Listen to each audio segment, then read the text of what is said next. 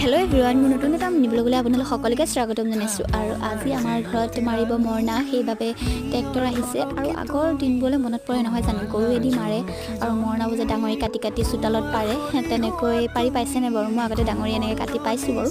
আৰু এয়া মাহঁতে খেদি ফুৰিছে নিগনি মাৰিবৰ কাৰণে। আচলতে ধানবোৰ থৈ দিয়া আছিলে যে নিগনি হৈ গ'ল।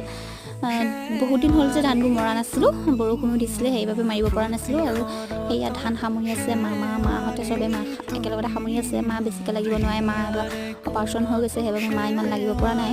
আৰু মাক মই এনেকৈ কোলাত ল'লোঁ, কৈছোঁ যে মই কিমান ডাঙৰ হ'লোঁ দেখিছ।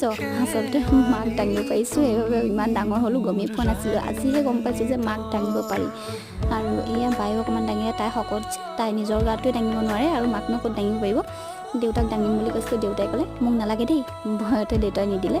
আৰু এয়া পাতি আছে বজাৰলৈ যোৱাৰ কথা, বজাৰ কৰিবলৈ। বজাৰত মই বাৰু নাযাওঁ আজিলৈ, বাই নেক্সট ভিডিঅ'ত লগ পাম।